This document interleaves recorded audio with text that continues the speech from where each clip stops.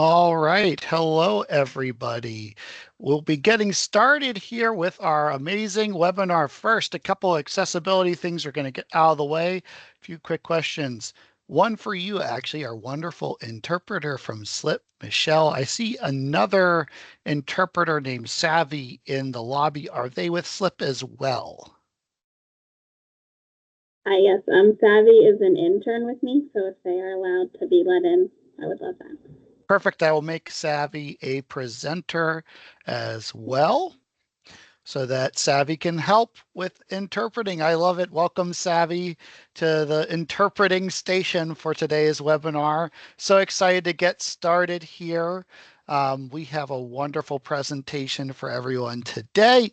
Got some great folks here, and thank you to Slip for offering our interpreting for the event today, and to Caption First for captioning today's event. You can turn on captioning by uh, clicking the closed captioning options in your menu. Um, and we have Rhonda here from Caption First offering closed captions for the event today. Um, this wonderful webinar will be available after it is done today. We will be editing it and cleaning it up, putting it up on YouTube. So you'll be able to watch it there.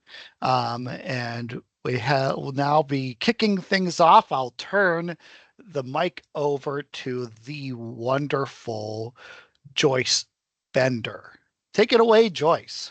Hello, everyone. So excited to be with all of you. I'm Joyce Bender, the CEO of Bender Consulting Services, and we are a for-profit company that focuses on the competitive employment of people with disabilities. But this presentation today is for anyone with a disability or without. That's just the fact that that's what Bender does. And I'm a woman living with epilepsy and hard of hearing. So I too am a person living with disabilities. I'm so excited about this today. You know, my life has been one word: employment. I mean, since I started in my career, it's been all about employment from 1980, my whole life. Therefore, when I see that many of you have lost your positions, we, Vendor Consulting Services, want to help. So let's start by saying that it's all about you moving, not sitting, moving. You can't get to that state where you think, I can't do it. I saw on the news today how a lot of people are dealing with extreme angst uh, and mental health issues. But guess what? We're going to tell you what to do. You have to start. New day today, new day. Believe in yourself. Be confident. You can find something. You can, or if you have something, you can find a better career opportunity. But the key is to believing in you. That's where it starts, believing in you, and then getting the information you need, and then taking action. So with that, I'm so excited that I have two of my superstar employees with me, which are really like my family, and they are tremendous. We have Gerald Homey, who you just heard talk to, who runs our talent programs area, and Jill Zomp, who is the lead recruiter and coordinator in talent programs. Let me tell you, these two know all about finding employment. They know.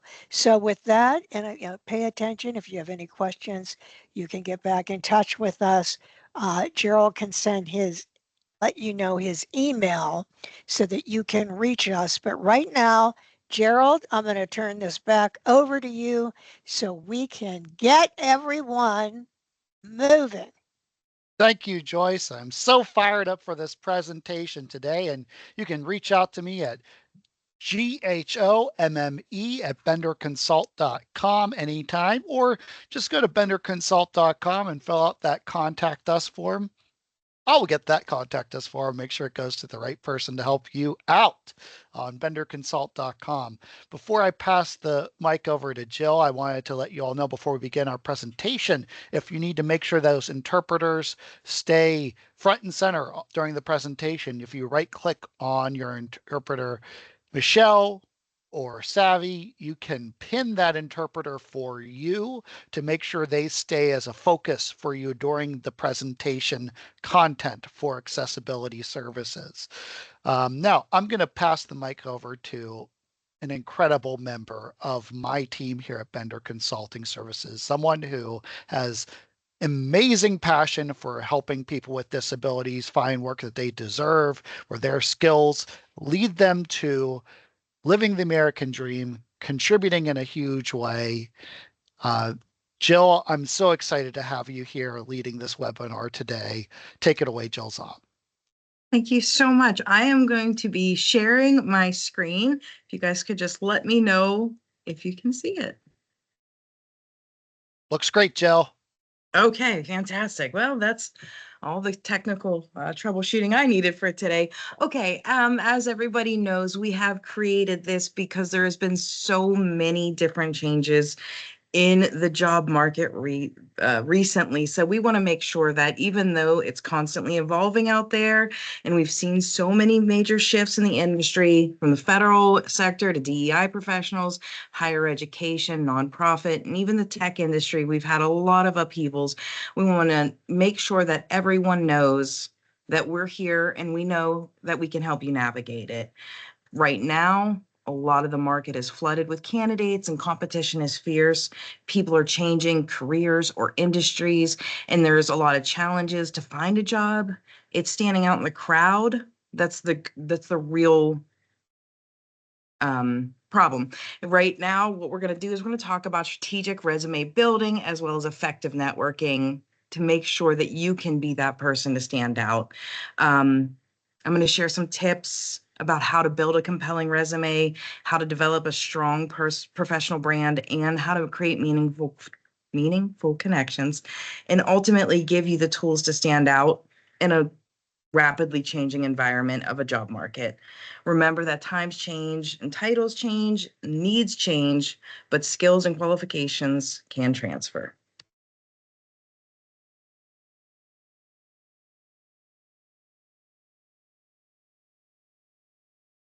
You are on mute, Jill. The space bar is mute in here. I was wondering why it wasn't going. So first and foremost, whenever things are changing, you need to think about where you want to go next and what you want to do next. People changing into different roles, different fields, different areas. We all want to start with where we're going. It's really hard to plan that trip without a destination in mind. So you want to make sure that you have that destination. And the best way to do that, here we go. I don't know why it's working. Is to start looking, start researching. There are so many different things out there that you can research. The internet is obviously such an amazing tool. Look at companies that you're interested in. A lot of companies are standing by certain things that they've already done, certain values that they've already had. You may want to be a part of those. Look at them, look at the company's mission, and so you can understand their ultimate goals. But you also want to read through job descriptions thoroughly. Don't just look at the title and the summaries. Make sure the responsibilities align with what you're looking for, and also see if the qualifications align with your work history. Both sides of that are very important. So when you're looking at different types of opportunities and organizations that interest you, you want to make sure that you understand both what they're looking for in somebody, as well as, is this going to align with what you're looking for in your career? And how do you find out if the qualifications align with your work history? Are they looking for somebody with leadership skills or leadership experience? Are they looking for somebody with a degree in your field? Are they looking for someone with experience with software that you've used? Are they looking for somebody with account or even stakeholder management? Is there only one skill that you're not familiar with, but you can learn it on your own? These are types of things to start thinking about. The 80% rule in a job search. So as we all know, all job postings have so many qualifications. Some of them might be a little bit of a gray area, but all of them have ideal qualifications. It doesn't mean they're all equally important. If you have 80% of the qualifications, apply. It may be something else in your resume or your background can help you to stand out. Also think about the functionality for the job. So if you see data analysis as a qualification for organizational development role, it doesn't mean that you need to have 3 years exclusively as a data analyst. It means you need to understand how to see the trends and use data analytics to identify and track KPIs. So really trying to understand what they're asking can help you a lot whenever you're identifying new roles to shift into. Using AI. We're going to be talking a lot about AI today. AI has really transformed the landscape of job searches as well as getting that resume ready. There are so many different out there. Try them all, see which one's your favorite. I have a personal favorite. I work with it a lot, but everybody's got their own, and there's always evolving, always new ones. One thing I do like to say is it is open source. Make sure that you do not put personal identifying information into any chatbots because it will be using that to learn, and other people would then have access to it as well. For using AI, you can ask the questions to get the answers. What type of skills are most important for, and then add the job title in. So if you're trying to learn about a new job, it's a great way for it to explain it to you. Also, how can my experience as what your former title or current title is make me a fit for new title? And that's just for you to add those in. Another one, what new career areas are best for someone who has experience with, and then you can either use a title or you can use a type of area. So somebody who maybe worked in the field of DEI, you can put that in. I think I did it as a test and it gave me 12 different areas just to try for somebody who had experience with that.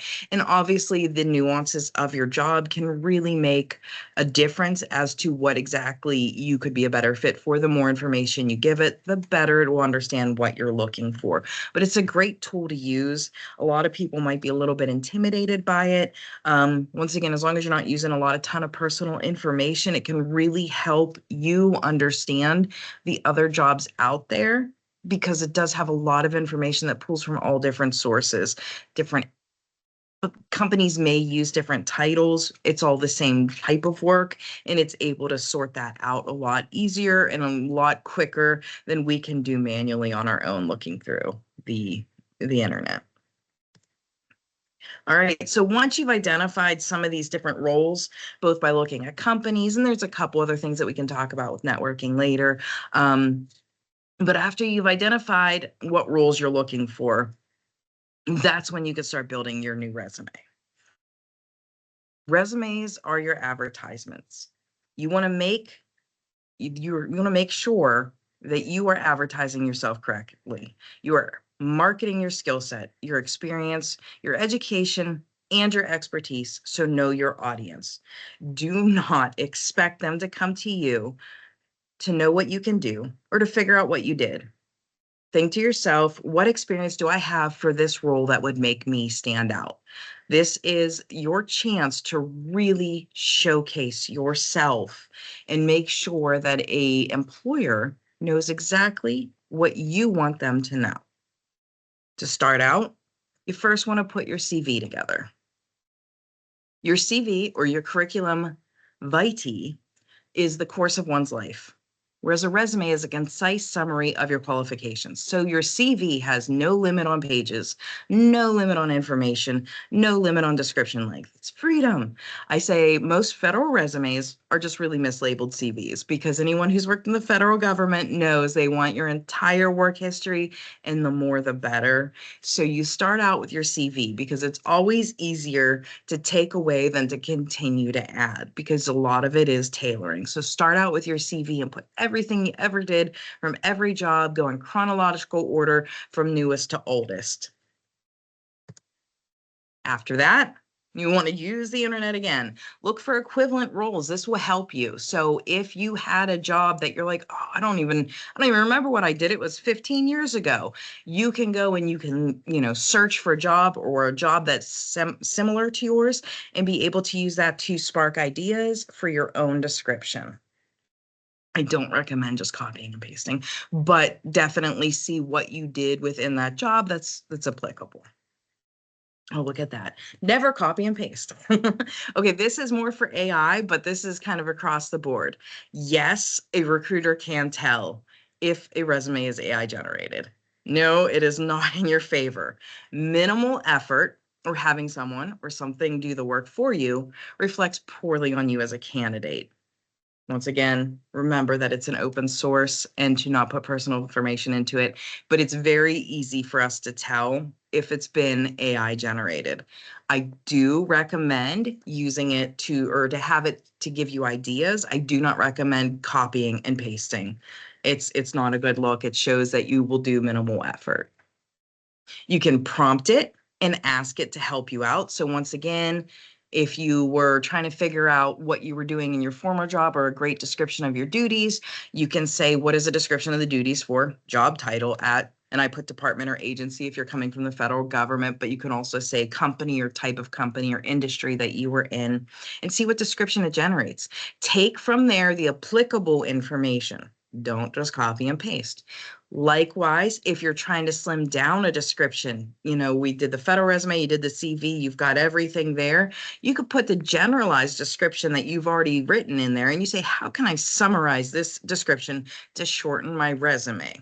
I do recommend whenever you're doing that, as you're tailoring your resume, how can I summarize this position to shorten my resume when I'm applying to, and then talk about the type of opportunity you're applying to as well. It'll help figure out what is the most pertinent information for you. Right, find the length of your resume to showcase you. Everybody has their own opinion on resume length. Every single recruiter, every single company, every single school has their own opinion. In the end, it's really about the amount of information you can use to showcase you. Suggested lengths are usually, if you have 5 years or less of professional experience, you want to have 1 page. 2 pages are you have 10 years or less of professional experience, and 3 pages if you must for over 10 years of experience, because sometimes you have a lot of applicable experience and you want it to showcase you. But remember, the longer it is, the more people have to read. On average, I believe the current rate is 6 to 7 seconds to hook a recruiter. So anytime you're applying to something, they can, within 6 to 7 seconds, determine if they want to read more about you. So if they see a really long resume that is just all this information, it may actually not be in your favor. So remember your audience. The journalism rule of white space. Also, whenever you're designing your resume, think about the white space that you have on your resume. And that is the areas that don't have information. You need to let your information breathe. White space gives the content room to breathe, gives it more power and weight, and makes the content more credible. There is a Excuse me, point of Jill, too much information. Yes. Jill, would you mind explaining that a little bit more?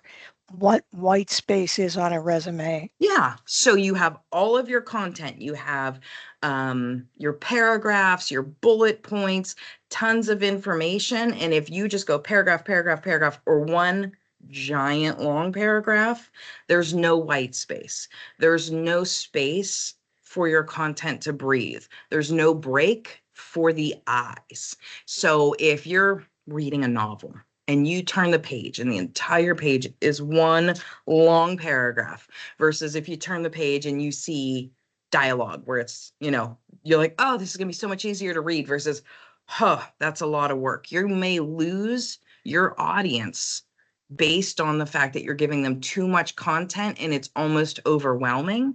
And whenever you're marketing yourself, you have to remember that you are trying to make it as easy as possible for your audience being those recruiters and those hiring managers. So the more white space you have so that they can quickly skim in those 6 to 7 seconds and find the content they're looking for, the better off you'll be. If you put too much of it in it, it will get lost. Resume templates. Everybody, just like length, has their own opinion. The answer is there is no right answer. There are trends that you may want to avoid, but in the end, it's about how you want to represent yourself. Different types of applicant tracking systems may interpret information differently. A lot of places now, a big trend is using multiple columns. It does help with that white space. However, if an applicant tracking system gets your document and it reads it directly across, it may misinterpret pieces of information. They are getting smarter. They are getting better. They are able to now tell a little bit more about columns, but you still want to keep that in mind whenever you're applying to it. Make it as easy as possible for both humans as well as that first applicant tracking system. And what that is that's basically, everyone talks about, keywords or ruling me out or whatever it should be. The applicant tracking systems are what those are set up for. So applying to a job in the federal government, on average, mid-level position has about 1,000 people apply on average. And I think that might even be a little low right now. But if you had to have a recruiter look through 1,000 resumes, that's not an effective use of their time if they are overseeing 50 different jobs. It just will not get moved along quick enough. So first is an applicant tracking system. That's where you go in and you apply, and we'll talk about those later as well. You want to make sure that you are appealing to both that system to get to the human, as I like to call it, the human eyes that can actually interpret what you do and what you bring as a candidate. So you want to make sure that your resume, whatever template it should be, doesn't have 5 columns or a space over here and something over here and a fancy quote over there. I mean, it may be something that you like, aesthetically pleasing, but also remember, it's not about you, it's about your audience. So just keep that in mind. There's only so much real estate on a resume, so use it wisely. I already talked about the trends, but a picture of yourself is a trend. Remember, LinkedIn profiles have pictures of yourself. Do you want to take that space that you could be using to showcase your skills and put a picture of yourself on there instead? Rating your competencies was a big trend a couple years ago. People would put on competencies that they really didn't have. Okay, I'm a 2 out of 5 on this. Showcasing things you're not good at is not necessarily a good use of your real estate. Objectives were a trend. Those are kind of on the way out. Some people still use them. Objectives overall, I would say, once again, you're trying to appeal to an audience. You're not telling them what you want. You're telling them what you have to give. So make sure that you keep that in mind, that you want to use that real estate wisely to showcase you and market yourself to the best you can be for the opportunity. Jill, if I may just Yeah, add to that. please. When Jill was talking about resumes, I mean, if at the most, you can keep it at the most 2 pages, you're so much better off. Because I can tell you, just what Jill said, a few seconds, the person is not going to sit there and want to read long resumes like a book. Try to keep it to 2 pages max. Do not put your picture on. Do not do that. I don't care what anyone tells you. No photographs and no like cartoon things. Professional. Think of yourself as an executive. I don't care what level you are. Think like an executive. Go ahead, Jill. Yeah, that's okay. No, it's a really good point. There is the 6 to 7 seconds on average, and there's been a bunch of studies about this that they say, do I want to read more? And then there's the 30-second resume rule, which basically have you hook them within 6 to 7 seconds. And then once you've done that, maximum, it's about 30 seconds. and you spend a ton of time giving them information and thinking about what information they need, because you want to have all of that at their fingertips for them to make that evaluation within 30 seconds. It's it seems like a lot, but you have to understand there are so many people out there right now, and the market is flooded, that you want to make sure that even though it seems like it's a lot of work, it's you investing in yourself. You're taking your time to look for a job. That is your job right now, to look for a job. So you want to make sure that you're investing that time properly, not just deciding what information, but also how to present that information. And this is my next tip, going right into that: tailor your resume. I cannot say how important it is. If you had a job where your title was not completely indicative to what you did, you want to make sure every single piece of information about that job tells them exactly what you did, and maybe even put in that job description the actual title of what it should be. So let's say you were a consultant and that was your title, but really you were a project manager.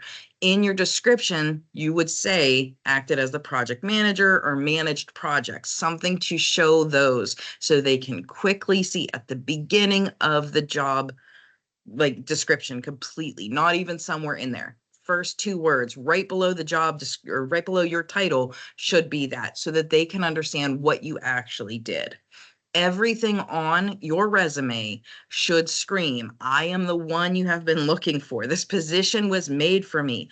All of my life experience has been preparing me for just this moment. That's what your resume should say by the time you are done tailoring it for whichever position you're applying to.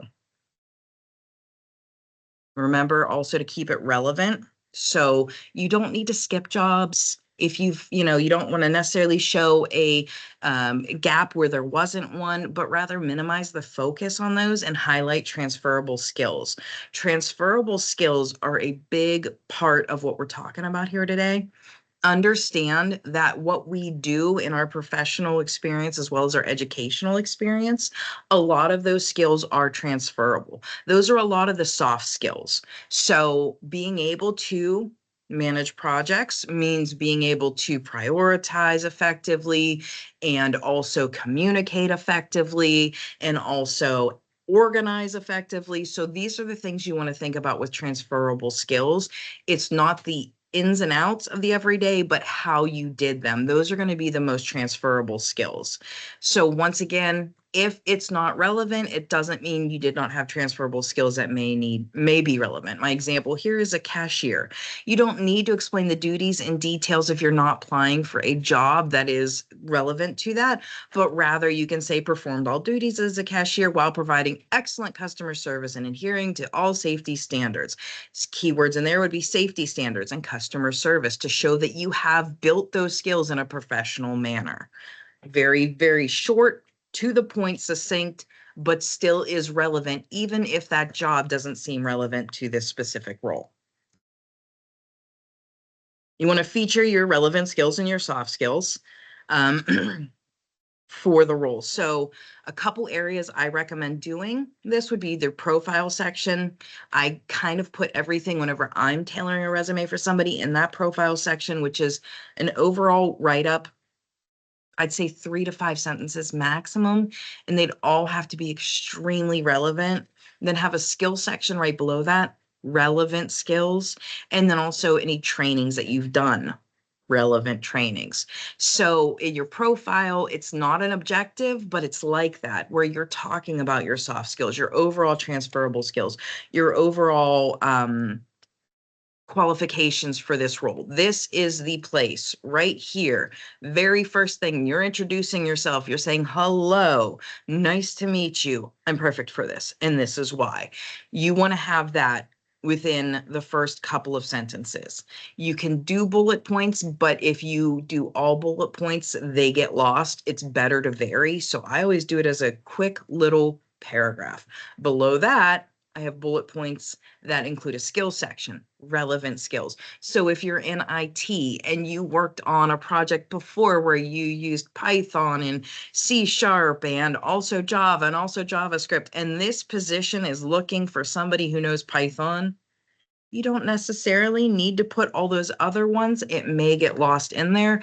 Some of them might be relevant. Let's say it's more on data analytics where you use a lot of Python within it.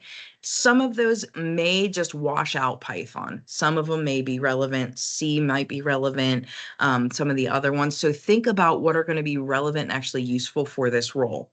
It's not saying you don't have those skills. It's just saying, I'm going to tell you, the person looking at this resume, these are the skills I have for this job. Training sections the same way. You can always use LinkedIn to show that you have some understanding of it. LinkedIn has a great resource, LinkedIn Learning, to be able to add to your trainings and certifications. Like the certifications for different companies might be a little different. You may need to actually be sponsored to be able to get some of those certifications, showing that you're doing it within your job, but you can at least show that you've started on that path and that you've learned the basics and the concepts of it, especially if you're not currently employed. Doing trainings are an excellent way to show that you are still moving forward and still making sure that your skills are staying sharp. AI can help here too. So ask it, what skills from my former role will make me a fit for this new role? And here's a description of my duties from the former role, and then you paste your duties. And here's a description of the job I'm applying to, and you paste that description. It'll pick out what it feels are best to showcase based on all that information. I always say, however, always trust your human brain over AI. If you think it's wrong, go with what you know. You know, especially in your industry that you were formerly in, especially your jobs you were formerly in, if it's picking out stuff and you're like, what about this or that or the other? These are really important. You want to make sure that you are, in the end, deciding what you do and do not put in there. It's pretty good, and the more you use it, it actually learns from you too, the better it'll be able to help you tailor your resume. Don't be afraid to use it. Once again, don't put your personal information in there, and never just copy and paste, but use it as a tool to help you tailor. It can really cut down the time of tailoring your resume while still making sure that you are showcasing yourself the best you can for the opportunity that you're applying to. In the end, ask yourself, does this resume say, at a glance, I am the candidate for this role? If it asks for someone with great communication skills, note that you have great communication skills because keywords are real. So look at the qualifications. The qualifications are where those keywords that they're looking for are going to be. I remember whenever I used to do a lot of federal hiring, they were told to never assume. I still go with that to some extent, and now that I'm more in the private industry, but federal hiring managers were told to never assume. That's why federal resumes are always longer, because if it doesn't say it in your resume, don't assume the candidate has it. But how can you quickly and effectively, within 6 to 7 seconds, say, I am the candidate for this role? What do you want to present and where do you want to present it? Make sure you don't bury the lead. So if the most relevant thing that you did in the job is the third bullet point out of 10, you're going to be burying it. Put it up higher, reduce the amount of bullet points, whatever it is you got to do to make sure at a glance you are showing them that you are the candidate for the role. Cover letters. A lot of people ask us about cover letters. Cover letters, for the most part, I say, if they don't ask for a cover letter, unless, of course, it's a higher level role, you don't really need to have it. Sometimes they're just completely disregarded. However, if they do ask, I always say cover letters are equal to your elevator speech. Hope everyone here knows your elevator speech. If you get 30 seconds to introduce yourself for the position, have it ready. That's basically what your cover letter should be. So it's a little bit more than that profile was originally talking about. It's basically saying, hello, I'm here. I'm perfect for this job. A whole page is usually too long. Once again, recruiters are busy. They're going to be looking very quickly, and they're always looking for effective communication. Effective communication means you can effectively communicate something as quickly as possible. Show them you have it. Use the cover letter to tell them that, tell them how you have the skills for the job. Don't tell them irrelevant skills. Tell them how you have the experience they seek. Don't just list your experience. Give them what they need, not what you want. Remember, they can always learn more from your LinkedIn profile or your resume if you're also submitting that.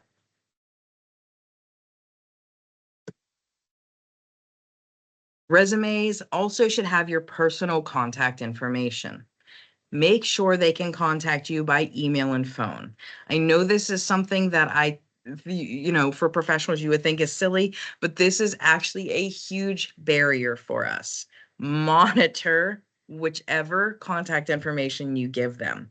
Show you can return correspondence in a timely manner. So if you create an email for just this job search, you better be checking it multiple times every day. You don't want a recruiter to wait for you because you may not be the only person they're reaching out to. Also, make sure you have a professional email address. There's always a good, you have your own personal, but you should have a professional one. So if your name is common, have something else to make it unique. You can have extra numbers. Here's my example: professional email for John Doe, maybe John Doe _ project manager. Where his personal is Johnny Rules with like 12 Z's, that's not really showing me a professional project manager. So make sure that you consider that whenever you're applying, that you have everything looking as professional as possible. Also, if you have a voicemail, make sure you have a professional voicemail greeting, and please make sure you empty your voicemails so that the recruiters can leave you a voicemail. If you are not somebody that wants to answer calls of unknown numbers, this point in the recruiting industry, everyone's pretty used to that, but make sure that they're able to leave you a message. Thank you for calling. I'm not available. I will call you back as soon as possible. Very professional, concise, to the point, where, I put a silly one in here. Was up, leave a message, and maybe I'll listen to it. Yeah, it's funny, but it's not really presenting yourself as a professional, which in the end, and during a job search, everything about you should scream, I am a professional. I am the one you want. So you want to be quick at responding every time. So if they're reaching out to you just to see when you're available, if they're reaching out to you to see if you can have an interview, if they're reaching out just to ask more questions, make sure you're being responsive. This is for your contact information on your resume, but also if you make an account, and we're going to be talking about the different job search engines. If you make an account on Indeed or anything like that, if they message you through Indeed, be prompt in your replies. Look at that. What a great transition I had without even knowing. So LinkedIn profiles. Number 1, do I need one? Yes. LinkedIn is virtual networking. I know it's social media, but it is so relevant in this day and age. Companies, employers, and leaders all use the platform. If you choose to leave it out of your job search, you are choosing to be left out of opportunities. There are companies that exclusively list their jobs on LinkedIn. There are all kinds of additional resources on LinkedIn. If you are trying to get into the professional realm, you want to make sure that you build your profile on LinkedIn. Do I have to put my work history on? I say only if you want potential employers to know that you have that experience. Remember that employers can search there too. There's a lot of recruiters out there that use LinkedIn as their number 1 tool that they are using for recruitment. You can also have them apply. You can also apply directly to the roles. You may not need to use your full this should be treated as a broader version of your resume, but not a full CV. I think you have like 2,000 character limits, and that's why. So make sure that you're able to add additional information in that may make you have them have a broader understanding of your experience. And do you need to put my LinkedIn profile on my resume? Yes, it has the picture to avoid the trend. Like Joyce said, don't put your picture on the resume. Important real estate. It has more information about your work history, and you can continue to use that LinkedIn training and skills, or use the LinkedIn training and build your skills on there and have all your skills. You can also follow companies. That way you can see what jobs are out there. Get endorsements from other people you've worked with that people will now say, oh, this person is very, very well liked by former coworkers or people that they've gone to school with. You can get recommendations of jobs from people that you know. Find jobs that you may otherwise be unaware of. Take advantage of those training courses. Mark yourself open to work so those recruiters that are using it as a recruitment tool can know. You can also join groups. There's tons of groups. There's alumni groups from your school. We have an alumni group here at Bender, HR groups, tech groups, all kinds. Make sure that you're looking into them. I belong to professional women's groups as well. It's really good to see additional resources out there.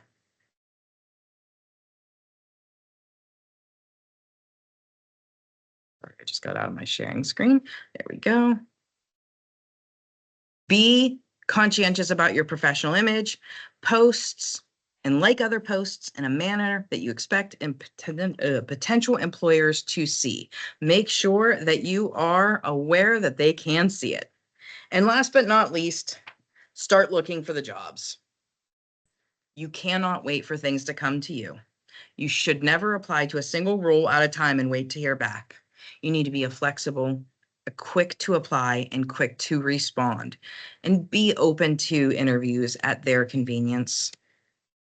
You need to know what your bottom line is now, where you're willing to relocate, what your salary is. Be realistic. Look for salaries in that area. Remember that if you search for a salary and you're doing a nationwide search, it can skew the results because salaries in higher cost of living areas will usually elevate that because there's usually more jobs in those areas. But if you're not looking to move to LA, DC, or New York City, where higher cost of living also means you're going to be paying more for housing and things like that, it will not necessarily be realistic to consider those salaries. Also, if it asks what you're looking for whenever you're applying, and it says the salary here is 50 to 90,000, and you put, $90,000 a year, you may price yourself out of consideration. If you're asking only for the highest amount, you may not get it. Also, I said it here, or I just use that as an example of Pittsburgh. Okay. Use your network. If you know someone that works at a company, ask them if they have a referral program before applying. Sometimes if you go and you apply and then ask them if they have a referral program, they say, yeah, but you have to do this way before you can apply. You may not know. Also, if you're using someone as a referral, let them know. It's like a reference. Make sure that your references and your referrals know that you are using them as a referral. It's not a good look to have somebody go, they listed me. Who's this again? So you want to make sure that they're aware. Use that network you've been building. See if any of your other contacts are at an employer that has open roles. Once again, you can use them as a referral. Look at the companies you follow. Look at the people you follow and the affiliated organizations with them. You never know what positions are out there. The more you expand your network, the better you'll be. Continue to connect with people, and that continues to expand your network. Use other job boards as well. Make sure that your profile is built on all of those job boards. Don't just expect the recruiter to do all the work. Remember, you are investing in yourself. So you actually, even though you upload your resume, you still have to create that profile.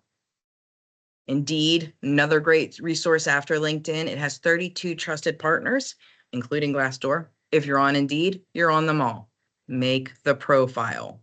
Employers can search on Indeed as well. Company job boards, same thing again. You may be redirected from LinkedIn. Take the time to build the profile. Without it, you are not going to be the top applicant. This is your application. Show them how great you are. And please track your applications. Use a spreadsheet or a document, something to capture how. If possible, grab that URL in the job description. You will be so glad you did if you're contacted for the role and they've already taken it down. Also, if you need to request a reasonable accommodation during the interview, instructions are often in the original posting. Store that information somewhere. It is your responsibility to look up where, if it's not on there, look on the company's website. Make sure you understand what reasonable accommodations you need for your disability. And last but not least, interviewing. Real quick, if a resume is your print ad, your interviews are your commercials. Make sure they see the talents for exactly what they are looking for. Go through the job description, go through your resume, and think about how you can represent your skills to show that you have the experience they require. Dress up for the interview. It's a sign of respect for the organization. Even if it's virtual, please look as professional as possible. Be prepared. Know about the role, the company, and the interviewer if possible. When you're looking at the company, look at their mission, their values, and any noteworthy current news about the organization. Be present during the interviews. Listen. Don't plan on what you're going to say while the interviewer's talking. That's tennis listening. You want to listen to what they're saying. Rephrase the question to show comprehension. Use the STAR method: situation, task, action, result. It's a very fundamental thing that we're all kind of taught in higher education. It is a very effective way to answer questions. And please be positive and respectful. If this is your 100th interview, it may still be the one. By saying, oh, this is my 100th interview, you're not doing yourself a favor. Also, take note of your interviewers' names. Write it down as you must, because it's better to show that you are taking the time to remember them than to forget them during the interview. And follow up with a thank you note. Courteous is never a bad look. And use it to reinforce your qualifications and your interest in the job. All right. And then in conclusion, I just want to say, as you guys are all navigating through this job market, it's important to remember that your success in your job search comes down to how effectively you market yourself. And by taking the time to identify the roles, align your skills and experience with the position, you increase your chances of standing out. So now that you have some of these tools available, remember that your resume is not just a document, it's your personal advertisement. You want to do everything you can to stand out, but also be proactive. Nobody's going to do it for you. And make sure that as you're looking forward, you stay flexible, open, and trust that with the right tools and strategies, you can navigate this changing job market and land your next opportunity. Thank you, Jill. That was fantastic. Wow. Thank you. And if you guys want an even deeper dive into the topic of interviewing on an upcoming episode of Disability Matters with Joyce Bender on March 18th at 2:00 p.m. Eastern Time, you can hear Jill, myself, and Joyce talk about, yes, the topic of how to prepare for an interview. We'll be continuing this trend of giving advice to those out there looking for work on Disability Matters on March 18th as well. I think we have a few minutes for a couple questions from Q&A. We had quite a few questions come in on that Microsoft form we sent out, so we can't ask all of them, but I have a few I picked out here, Jill, that I want to ask to you and Joyce to see what you guys think. We'll start with this one. Great question. How should I reflect gaps in my resume? Jill, you want to take that one? I sure can. So gaps in your resume can be resulting from many different things. It's once again about real estate. So if you were at home with a young child, do you really need to reflect that on your resume? It's not necessarily about the time that you were away. It's about the skills that you have currently available. So did you do some trainings during that time? Are you able to put those dates next to the trainings on your resume? That way, if maybe you were unemployed in 2020, right, when the pandemic hit, but you were still doing some trainings, you can put that got these trainings in 2020, 2021, that you were still keeping your skills fresh. It's not about what you did not have. It's about what you were doing at that time that can be used as a positive on your resume to reflect that you are still sharp. So remember, real estate is important. During an interview, that information can come out, but on your resume, it may not necessarily be a great time to use that space. Use it effectively by showing you grew your skills during that time. Thanks, Jill. And Joyce, I'm curious about you as the master of the career reality for this next question. How do I learn about pay ranges and additional information about a role with a company when job descriptions are often so vague? Here's the biggest mistake you can make when you go on an interview if you focus on the money. I have a saying, the first person who talks money always loses. How do you know what they're going to pay you? You can't go in it. What you should say, especially in this market right now, when you go in an interview, if they say, what would you have to accept a job? You will say, I'm sure you'll be fair. Do not give them a number. I am looking for fair market offer. That's what I'm looking for. Don't go in and talk about money. Don't do it because, as I said, you have no idea how many times we've helped someone and they got an offer and we were like, wow, we didn't think it would be that high. Don't talk about money. You need to be flexible right now. Even with the remote work, you need to be flexible. Of course, you need to know that if you're in another state, you're in California, the job's in Pittsburgh. But if it's in your city, you need to be flexible about that because things have changed. In a lot of cities, you have to be there, you have to be present. And right now, if you're in that city, I would be very flexible about that. You don't want to roll yourself out.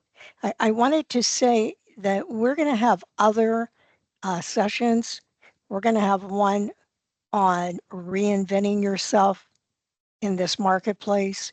If you watch, we advertise them on our website and our Facebook and LinkedIn.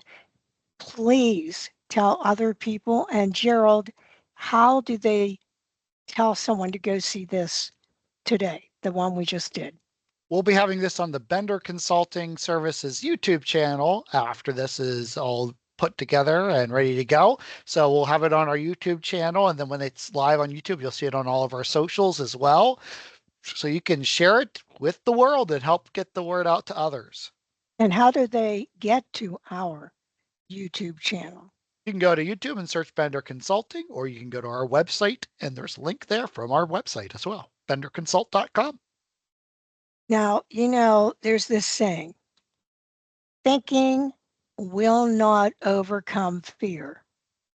Action will. So I tell everyone to keep moving. Do not get caught in the trap of being with people that are very negative right now. There's no hope. You won't fight. Don't. You don't have time for that. It's you. It's your career. You're the important one here. And you've got to do what Jill said. Every day when you get up in the morning,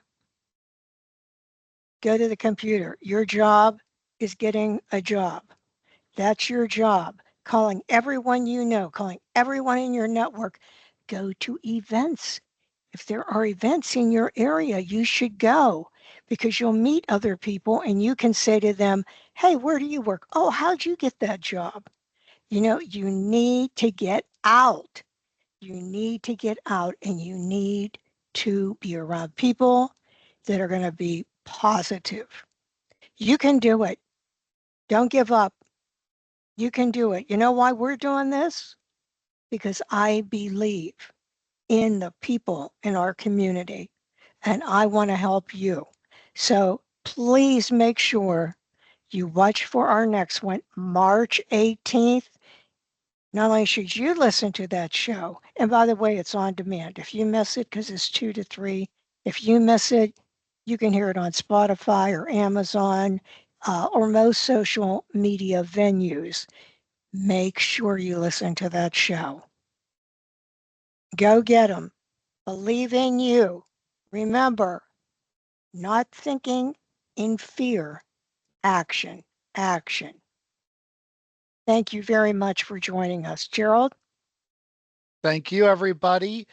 Remember, if you want to apply with Bender, just go to benderconsult.com/jobs. and we'll see you for future webinars. And if anyone has any questions, want to follow up, they can reach out on benderconsult.com through our contact us page as well. And we'll see you all next time. Bye, everyone. Bye-bye.